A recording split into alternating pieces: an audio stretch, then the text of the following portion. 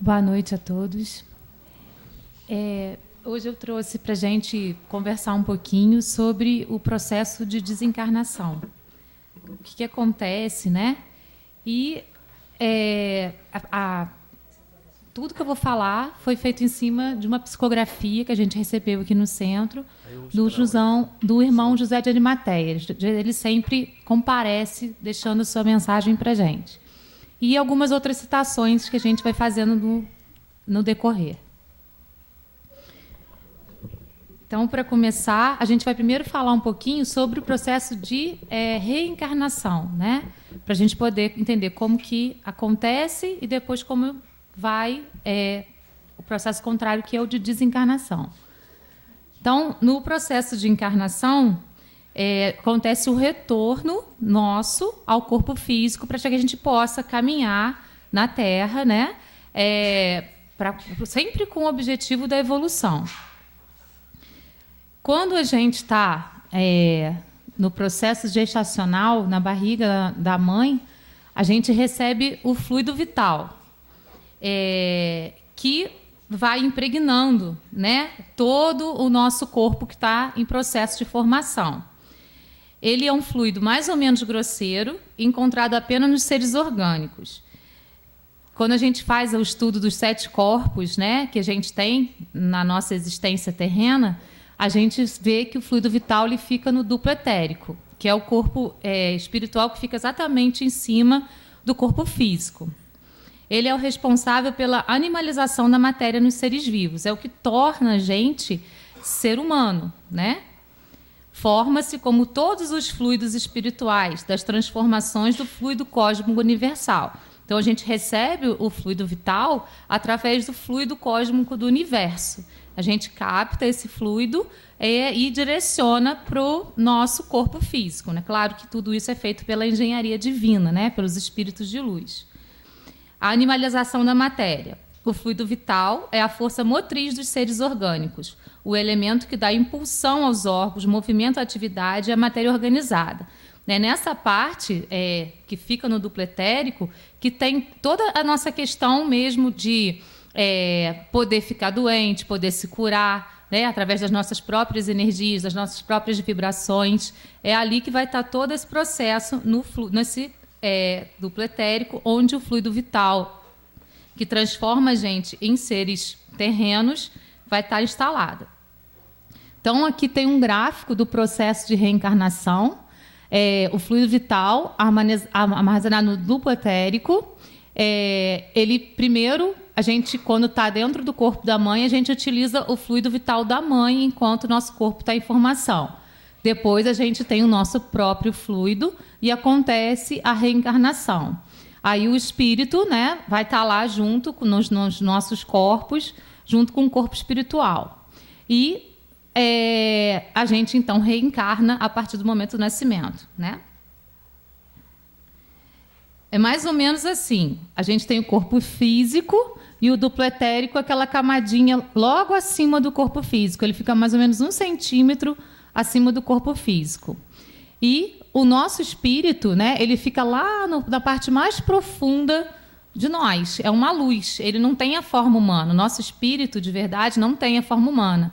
O que vai ter a forma humana é o que Allan Kardec chamou de perispírito. É a composição dos 4 corpos espirituais que são materiais, né? Isso que vai formar, vai ter a forma humana. Fora isso, ele tem uma outra forma. O espírito, apesar de ser um todo unificado, é também a mínima parte que se encontra ligada ao corpo. É a nossa essência, aquilo que a gente efetivamente é.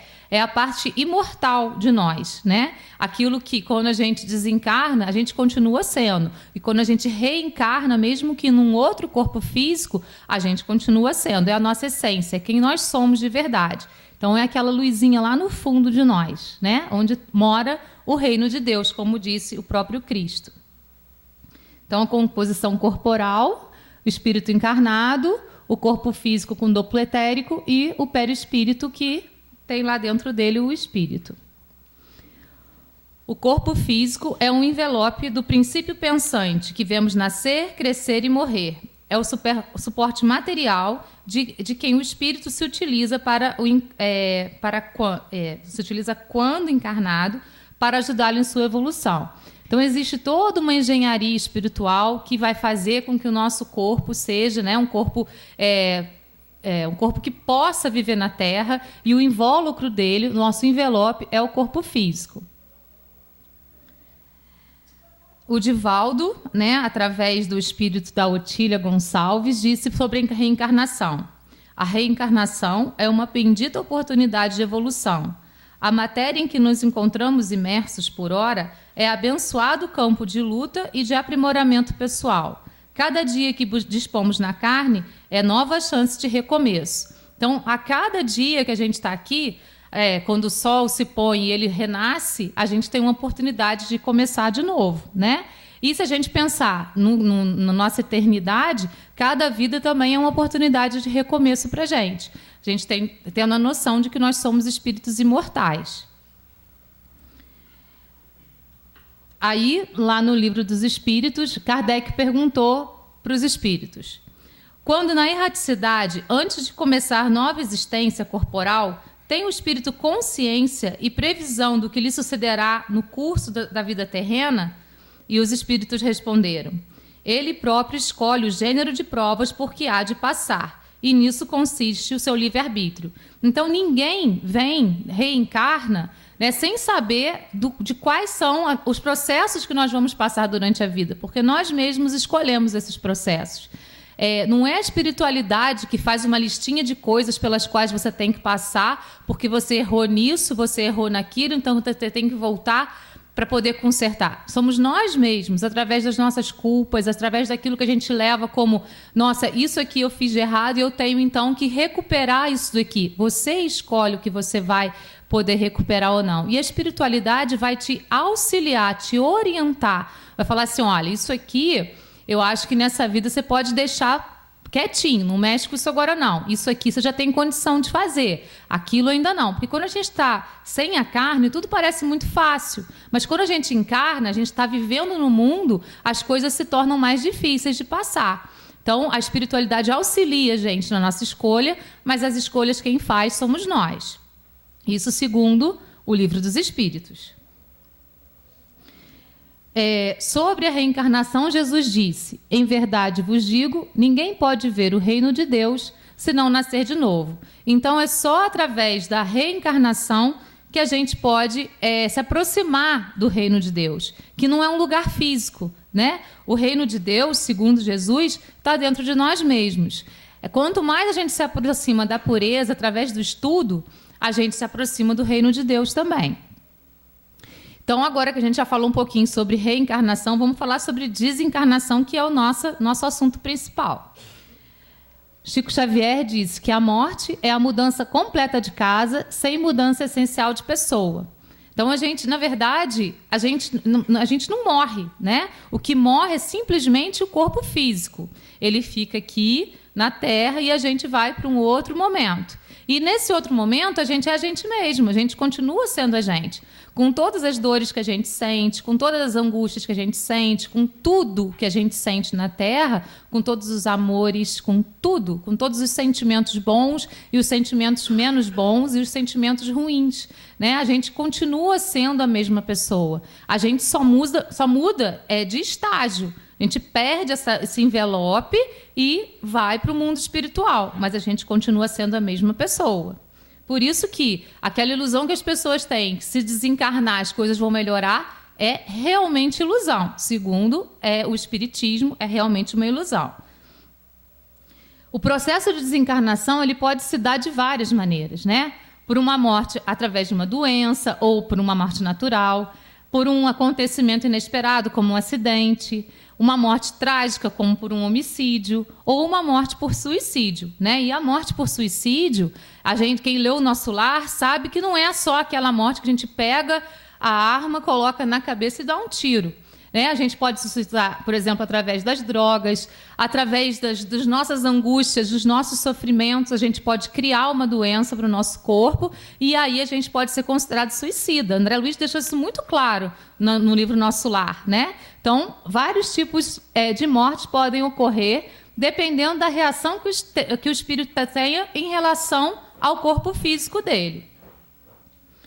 E dependendo das provas que ele escolheu passar também. Aqui tem um momento de desencarne, quando a gente tem, né, o rompimento do cordão de prata que liga nossos corpos espirituais ao modelo físico.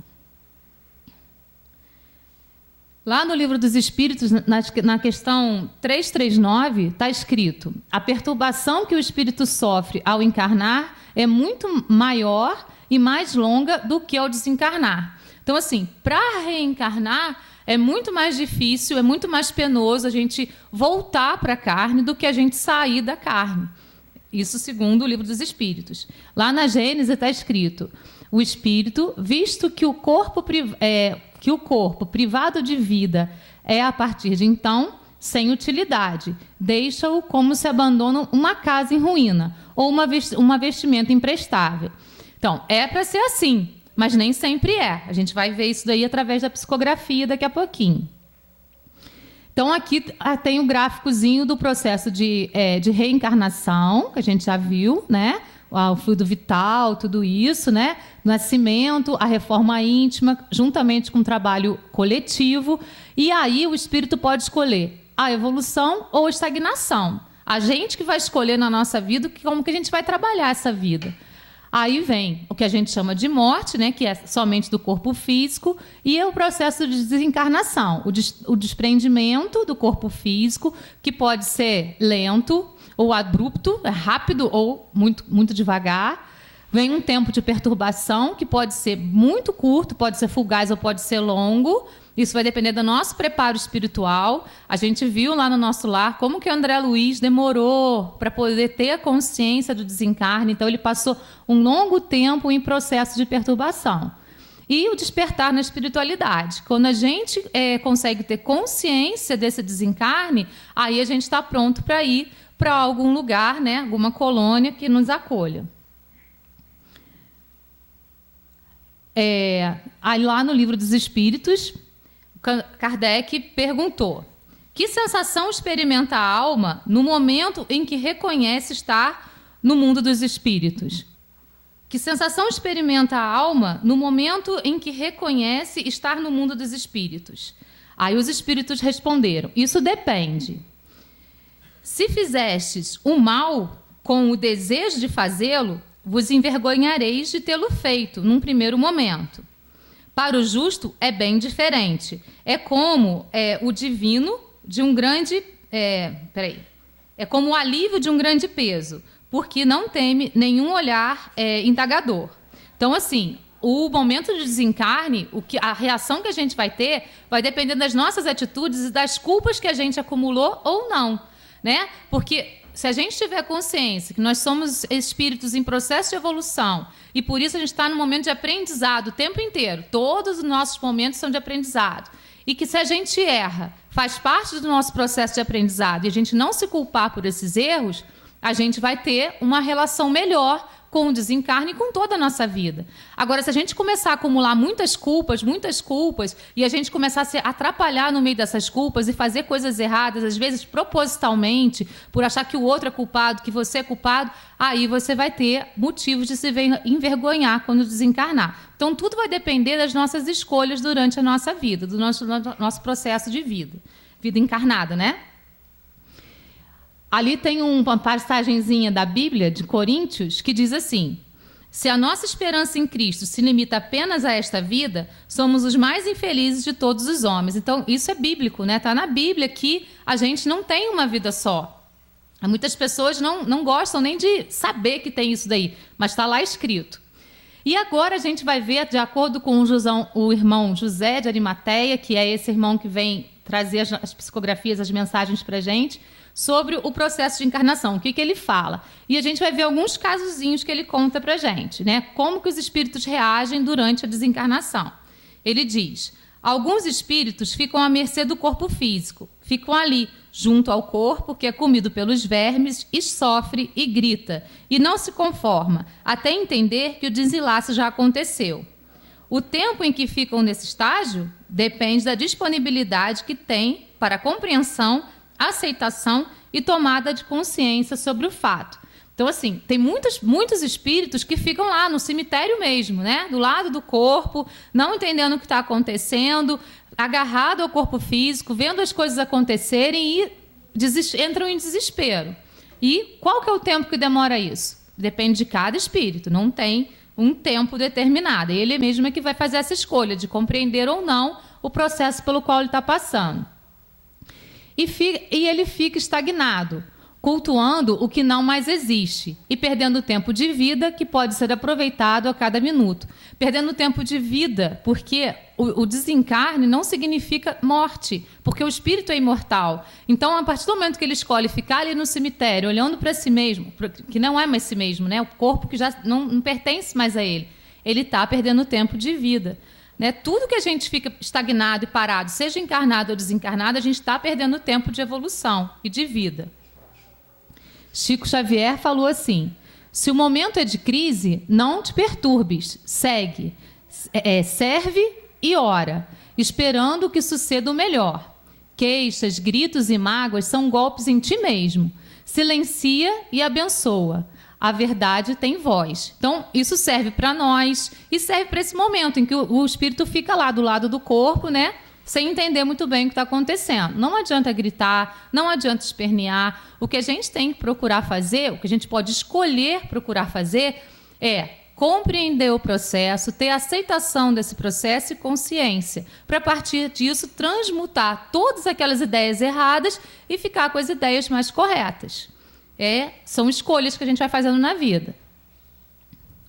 Outra possibilidade, né, do espírito desencarnar, e o que pode acontecer, é os espíritos irem ao próprio enterro e procurarem falar com os entes queridos, buscando mostrar que eles estão ali. Eles não aceitarem muito bem o que está acontecendo, né? Então, eles vão ao próprio enterro, ficam ali olhando para o corpo, nem reconhecem o corpo como deles mesmos, tentam falar com as pessoas não reconhecem e geram desespero neles. E aí tem o depoimento de um livro que foi bem interessante, né? Eu sou professora de português e de literatura e psicografaram um livro que Machado de Assis falou sobre o momento de desenlace dele. O livro chama Memórias Póstumas de Machado de Assis. É bem sugestivo por conta da obra que ele deixou escrita, Memórias Póstumas de Brás Cubas, né? E ele conta todo esse processo dele, porque ele era cético, ele não acreditava em vida depois da morte, ele achava que morreu, acabou. Então ele conta que ele foi ao enterro, que ele ficou lá, que ele reconheceu aquela pessoa no caixão, mas parecia que era um parente, mas ele não sabia quem era. Aí quando um amigo dele foi fazer um discurso falando Machado morreu, ele disse, não, eu estou aqui, isso é uma calúnia. E ele não conseguia entender. E ele ficou perdido durante muito tempo até entender que aquilo tinha realmente acontecido. Ele voltava para casa, o servo dele não estava mais lá, ele procurava os óculos, não achava, ele ia no oculista e, enfim, ele fazia todas as coisas e as pessoas não o viam. E ele foi entrando num processo de desespero. É bem interessante essa obra para a gente entender o que acontece nesses casos. Outra possibilidade, quando a gente desencarna, é de ficar, né, lá nas zonas de sofrimento, nos campos de sofrimento. Porque a gente, muitas vezes, os espíritos desencarnados, eles não se acham merecedores do perdão, ou porque creem, porque acham que não tem mais nada depois da morte, né? Tem algumas possibilidades para você chegar até lá. E até perceberem, se conscientizarem de que precisam e merecem ajuda, e até aceitarem isso, ficam vagando com outros que pensam e agem como eles, ou em uma imensa solidão, né? Como a gente vê, né, na obra Nosso Lar. O André Luiz mostra isso para a gente. Quando vem a luz, fogem. Quando percebem boas energias, saem de perto fugindo. Somente quando o coração se deixa tocar pelas orações que recebem ou pelas coisas boas que vêm de dentro, conseguem seguir para paragens diferentes daquelas e libertam-se de si próprios. Olha que interessante isso. Libertam-se de si próprios, né? Porque ninguém colocou aquele espírito ali onde ele está. Foi ele mesmo, através dos pensamentos e das energias dele. Então, ele se colocou ali. E quem tem que se libertar daquele momento é ele mesmo. E, para isso, é através da oração, é através do reino de Deus que mora dentro da gente. Quando a gente deixa florar isso. A gente se liberta daquilo que a gente mesmo construiu pra gente. As coisas não vêm de fora, elas sempre vêm de dentro, né? Aqui tem um depoimento de André Luiz, tem até um vídeo com a voz dele, mas eu vou ler para vocês algumas coisinhas que ele falou. Ele falou assim: a vida não cessa, a vida é fonte eterna, a morte é o jogo escuro das ilusões. Antes de desaguar no mar, o rio tem que cumprir toda uma trajetória. Assim também a alma humana tem que percorrer todo o seu caminho antes de chegar ao oceano da sabedoria. E é por isso que a gente vem nesse processo, né, de aprendizado. E a reencarnação é um processo que agiliza esse nosso processo de aprendizado. Morrer é um processo simples, como mudar de roupa. Mas mudar de roupa não resolve os problemas fundamentais do ser humano. Então não adianta só a gente tirar aquela veste, isso não vai resolver, certo?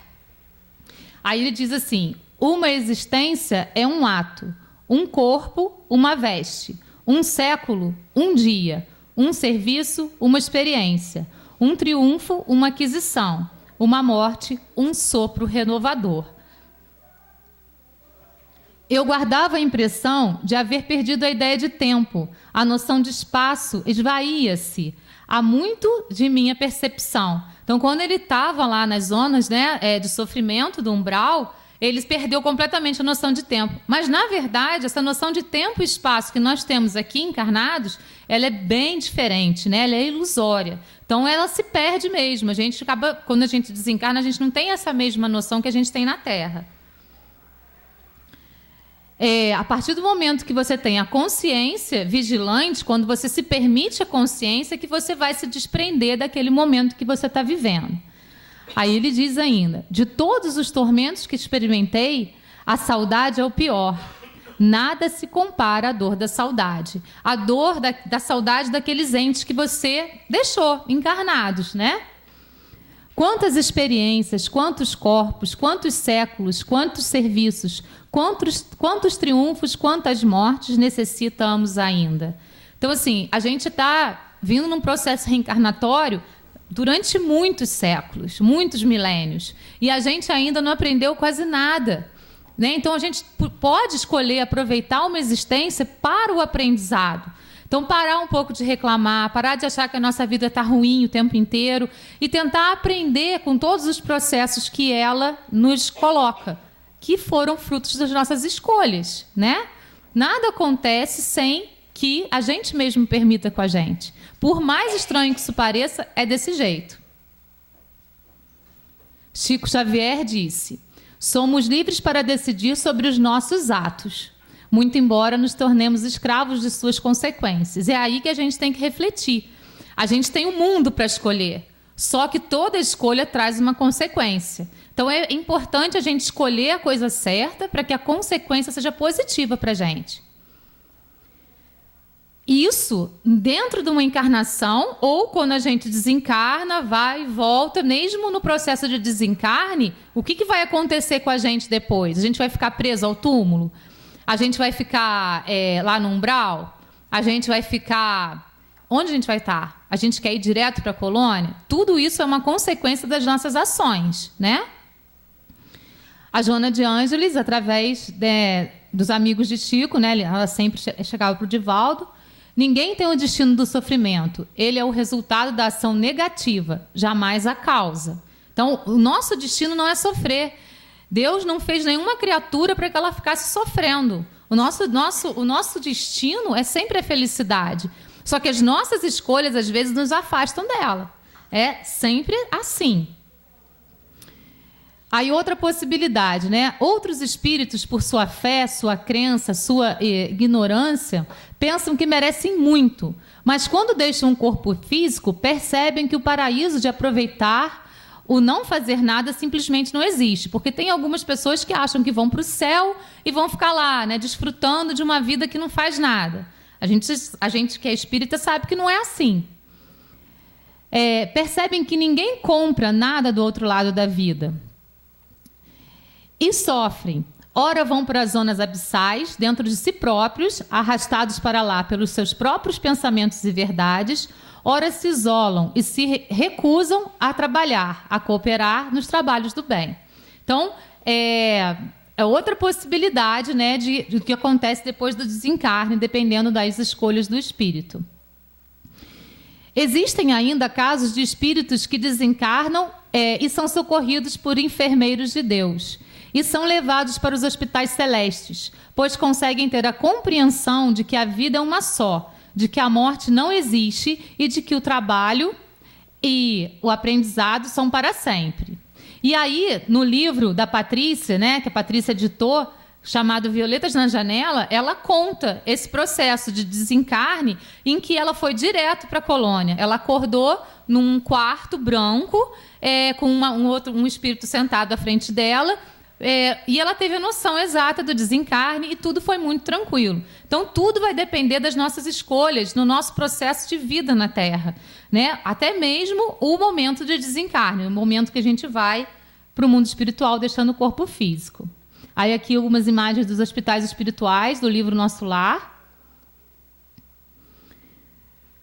Para o espírito desmaterializado, de consciência pura, a morte é qual um sono breve, isento de agonia e cujo despertar é suavíssimo. Enquanto, então, as pessoas estão preparadas para isso, é muito tranquilo o processo de desencarne. Então, vai depender muito da nossa consciência na hora que isso acontecer.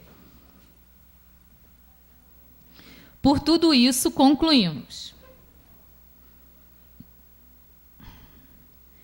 Sempre aprendemos com tudo.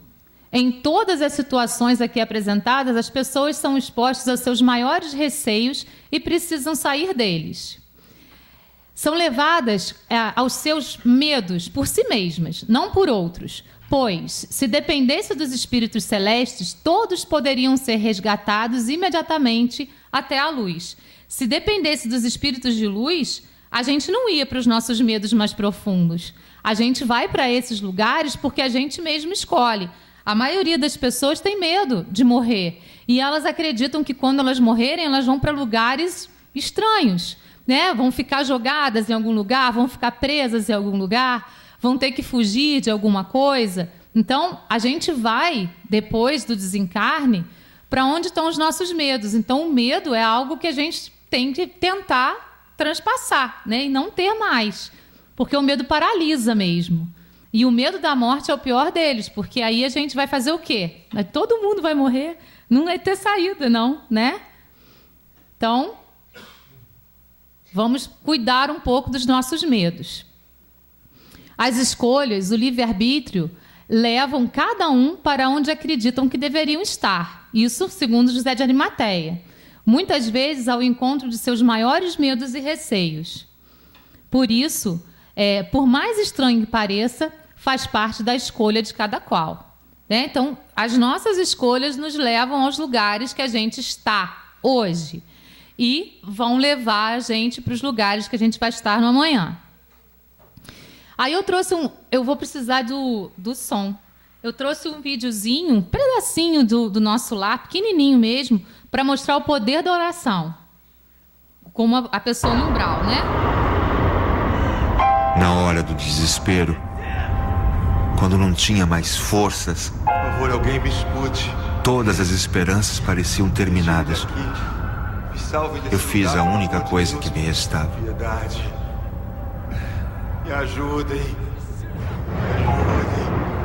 Misericórdia. Não sei quanto tempo durou aquela súplica que vinha do fundo da minha alma, mas fui ouvido. André.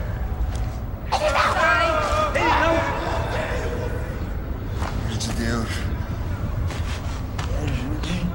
Pelo amor de Deus. Pelo amor de Deus, me ajuda.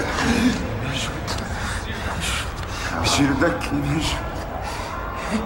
Me ajuda. Nícias. Tobias. Calma. A sua hora chegou, André. Vamos levá-la.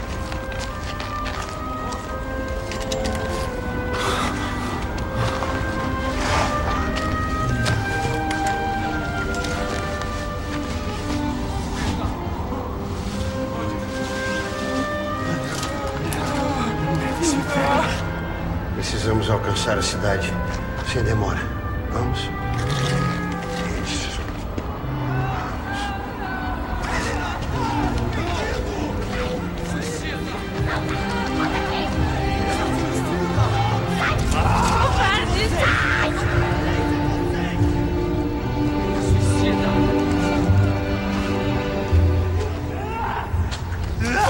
Vou me arrepender!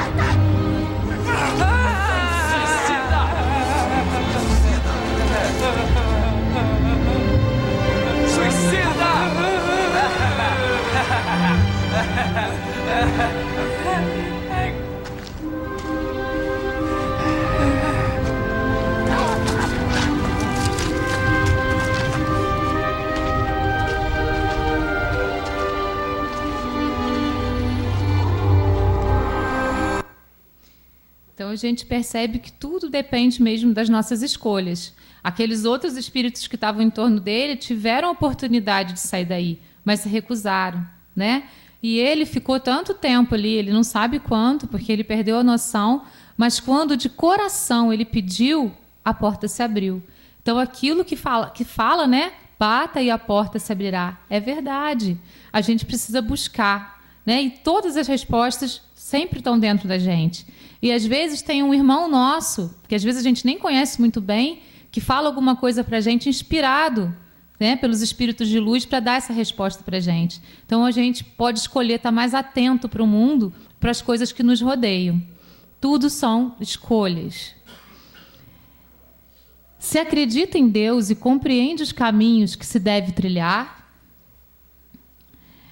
se a fé for no lado verdadeiro dos ensinamentos do Cristo, não é necessário passar por muita coisa indesejável, que erroneamente e inadvertidamente alguns seres escolhem. Por isso o estudo, o aprendizado, a voz do coração devem ser os guias de todos para encontrarem aquilo que é realmente importante. A verdadeira essência, o verdadeiro eu que está dentro de cada ser e precisa somente ter espaço para desvendar-se. Tudo está dentro da gente, né? Todas as nossas respostas para as nossas maiores perguntas. E a gente buscando dentro da gente, através do estudo mesmo, do espiritismo, né? Do estudo sobre nós mesmos, da gente poder fazer um pouquinho de meditação para poder olhar para dentro de si e se reconhecer. Mesmo que a gente encontre coisas que a gente não vai achar legal dentro da gente, se a gente encontra, a gente tem a possibilidade de consertar. Se a gente se recusa a ver, a gente nunca vai poder consertar. Então, a gente não tem que ter medo de achar as coisas que não são boas. A gente tem que querer achar justamente essas, para poder melhorar essas coisas e sair de situações que a gente se encontra hoje, às vezes pela nossa própria ignorância do nosso próprio ser, né? Por tudo isso, deixe seu eu aparecer para você mesmo. Escolha se conhecer profundamente, entendendo as limitações e reconhecendo as capacidades particulares que cada um traz dentro de si mesmo, sem deixar com que o ego fale mais alto do que o eu. Né? A gente muitas vezes fala assim, eu vim aqui na Terra para o meu aprimoramento pessoal, para que eu possa evoluir enquanto pessoa. Isso não é egoísmo, se você sabe que isso é alguma coisa que vai ajudar o todo. Porque se você se aprimora, se você melhora, você vai ser melhor para você mesmo e automaticamente você vai ser melhor para todas as pessoas que te rodeiam. Isso não é egoísmo. Agora, quando a pessoa acha que tem que fazer tudo para si mesma somente, aí sim. Então, a gente tem que fazer essa distinção entre o que é ego e o que é eu. Né? O melhoramento do eu é super importante. Antes de eu poder amar alguém, eu tenho que amar a mim mesmo. Jesus já disse, amar é o próximo como a ti mesmo. A gente esquece da última parte, como a ti mesmo. Se você não se ama o suficiente, você não tem amor para dar. Então, a gente precisa se aprimorar sempre. E isso não é ato de egoísmo, isso é um ato de altruísmo, porque ao nos melhorarmos, nós também estamos contribuindo para a melhora da humanidade. O eu é próximo do amor verdadeiro e universal que o Cristo pregou. O ego é individualista, valoriza somente a si próprio e não é capaz de amar nem a si mesmo, quiçá o outro. Porque quando a pessoa é muito egoísta, ela acaba não se amando de verdade. né? Ela ama um personagem que ela criou para representar a si próprio e não a si mesmo. Porque quando a gente se ama de verdade, a gente consegue ver o que a gente tem também que não é muito bacana, para poder melhorar. A permissão para o eu se mostrar só pode ser dada por cada um para dentro de si mesmo. O amor brota dessa permissão. A luz e a paz do Cristo estabelecem-se então. Permita-se e encontrará o amor e a felicidade.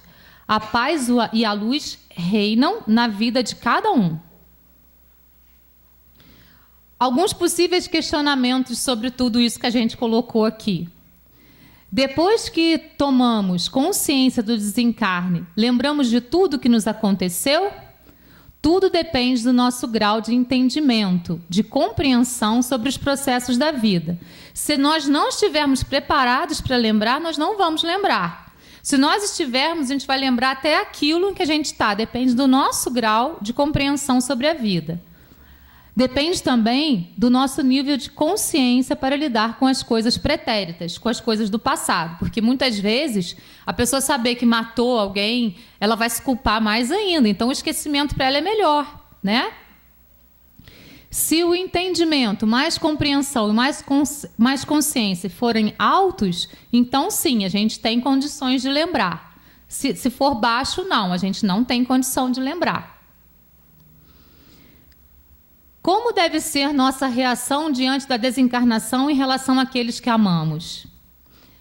Aí a Zíbia Gastavrito fala para a gente assim, ó, a morte não é o fim, a separação é temporária. Deixe-o seguir adiante e permita-se viver em paz. Cada um tem o seu tempo, né? A gente está aqui na Terra para alguma coisa, para algum tempo estabelecido. Quando a pessoa foi, é merecimento. Ela está desencarnando, vai estudar mais um pouquinho para depois poder voltar e começar tudo de novo, né? Chico Xavier falou para a gente, a morte é um grande mistério. Tanta dor na despedida, mas quem morre perde o corpo, nunca perde a luz da vida. Aí aqui tem mais um videozinho que fala sobre nosso lar, né? Que é uma das colônias que existem aí em torno da Terra.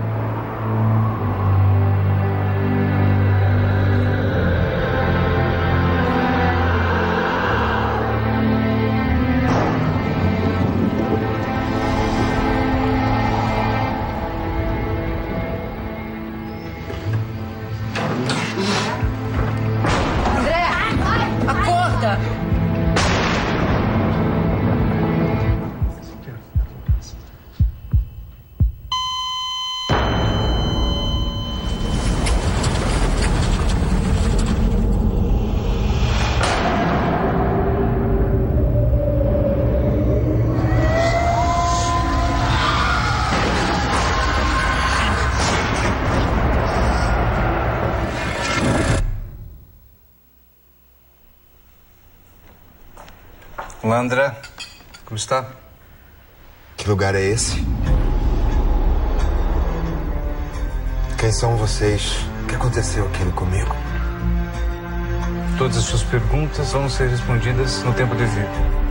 Mises, eu preciso de explicações. A vida na Terra é que é uma cópia daqui, André. Mas tudo aqui tem um porquê e um sentido, como você vai ver. Como posso mandar uma mensagem para a minha família? Preciso vê-los. Como ele era, Clarice? Ele era um homem bom, não tinha muito tempo pra gente. Amados amigos, uma grande guerra de alcance mundial começa. Milhões de almas voltarão em breve. Eu não vou esperar anos e anos para retornar. Vamos embora. Perdoe. Há corações orando por você.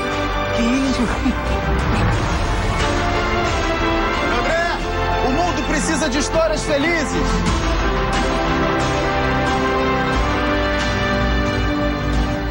Um dia você vai entender. É sempre tempo de recomeçar. Alguma vez você imaginou vida depois da vida?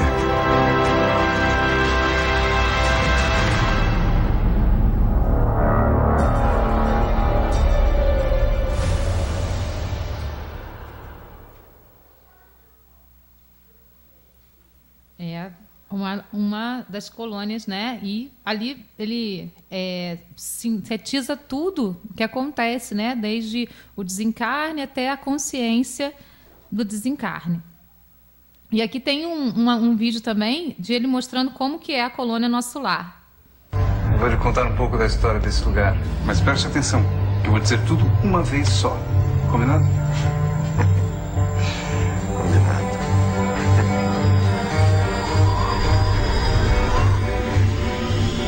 Esse aqui em frente é o Ministério da Elevação. Nosso lar foi construído no século XVI. Tudo aqui tem um porquê e um sentido, como você vai ver. Ali temos a União Divina, que trata dos assuntos das esferas superiores, junto com o Palácio da Governadoria. Esses são os prédios do esclarecimento e comunicação, que cuidam de pesquisas e mensagens para os familiares da Terra, entre outros assuntos. Você está no Ministério da Regeneração, que fica ao lado do Pavilhão da Reencarnação. Eu devo confessar, não gosto muito. Por quê? Um dia você vai saber. A praça principal abriga em cada uma das 6 pontas da estrela um ministério. Existem 72 ministros na cidade, André. Assim como o sopro de Deus.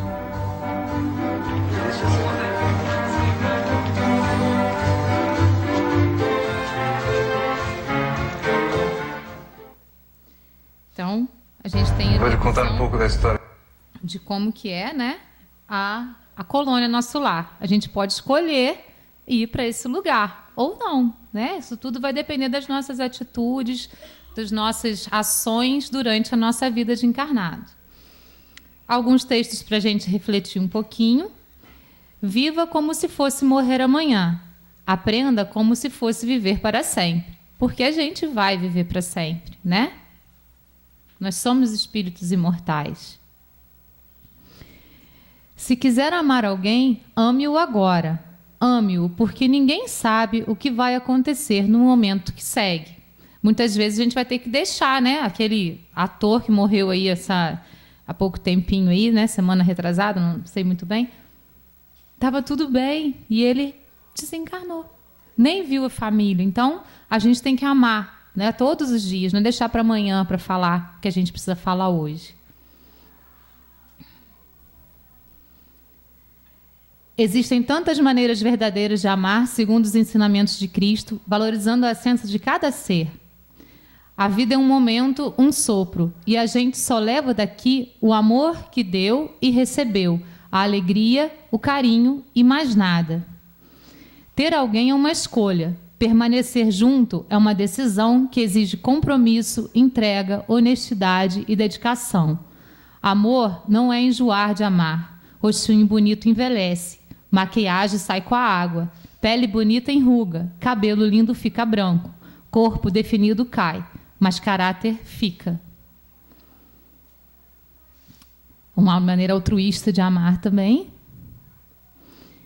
E o amor, ele não tem, né, padrões para seguir, certo?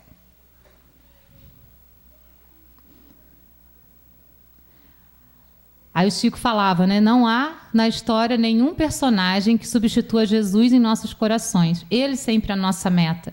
Quando a gente estiver perdido e não souber muito bem o caminho, é lá, é nele, é nos ensinamentos dele que a gente pode se encontrar novamente.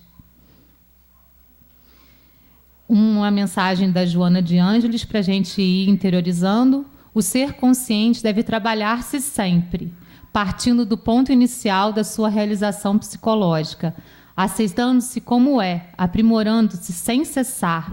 Somente consegue essa lucidez aquele que se autoanalisa, disposto a encontrar-se sem máscara, sem deteriorização.